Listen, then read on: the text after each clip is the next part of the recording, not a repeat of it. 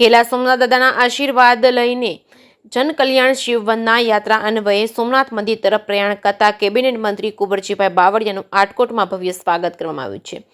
20 ડિસેમ્બરે ગુજરાતના શ્રમ કૌશલ્ય વિકાસ અને રોજગાર ગ્રામ વિકાસ મંત્રી કુંવરજીભાઈ બાવળિયાએ દેશ રાજ્યના સર્વાંગી વિકાસ અને નાગરિકોની સુખાકારી અર્થે ઘેલા સોમનાથથી સોમનાથ સુધીની 229 કિમી લાંબી જનકલ્યાણ શિવવંદના યાત્રાનું આયોજન કર્યું હતું, જેના પ્રસ્થાન પ્રસંગે મંત્રીએ ઘેલા સોમનાથ દાદાના આશીર્વાદ લઈ સોમનાથ મંદિર તરફ પ્રયાણ કર્યું હતું। રાજકોટ જિલ્લાના વિછિયા તાલુકાના સોમપીપળિયા ગામમાં આવેલા પ્રસિદ્ધ ઘેલા સોમનાથ મંદિર ખાતે કેબિનેટ મંત્રી કુંવરજીભાઈ બાવળિયાએ ઘેલા સોમનાથ મહાદેવનું વિધિ વિધાન પ્રમાણે પૂજન કરી ઈશ્વરના આશીર્વાદ પ્રાપ્ત કર્યા હતા। સામાજિક સમરતા અને સાંપ્રદાયિક સમભાવ અને નાગરિકોની સુખાકારી, દેશના સર્વાંગી વિકાસ તથા જનકલ્યાણની ભાવના સાથે મંત્રી કુંવરજીભાઈ બાવળિયાએ યાત્રાનું આયોજન કર્યું હતું। યાત્રામાં મંત્રી વિવિધ ગામોના નાગરિકો તથા છેવાડાના લોકો સાથે રૂબરૂ સંવાદ સાધશે અને સરકાર તેમની સાથે હોવાની પ્રતીતિ કરાવશે।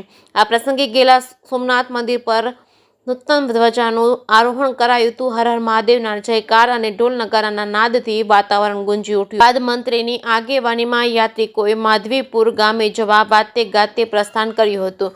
યાત્રાનો ઉદ્દેશ સ્પષ્ટ કરતા મંત્રીએ કુંવરજીભાઈ બાવળિયાએ જણાવ્યું છે કે યાત્રાનો હેતુ સામાજિક અને આધ્યાત્મિક વધુ છે। લોકોનું કલ્યાણ થાય અને રાજ્ય દેશનો સાર્વત્રિક વિકાસ થાય, કેન્દ્ર અને રાજ્ય સરકારની યોજનાની માહિતી લોકો સુધી પહોંચે, નાગરિકોની સુખાકારી વધે તેમજ સાંપ્રદાયિક સંભાવમાં વૃદ્ધિ થાય તે માટે પ્રાર્થના કરવા જનકલ્યાણ શિવવંદના પદયાત્રા યોજાઈ રહી છે। જે કે સિંહ સાથે કરશન બામટા, આટકોટ।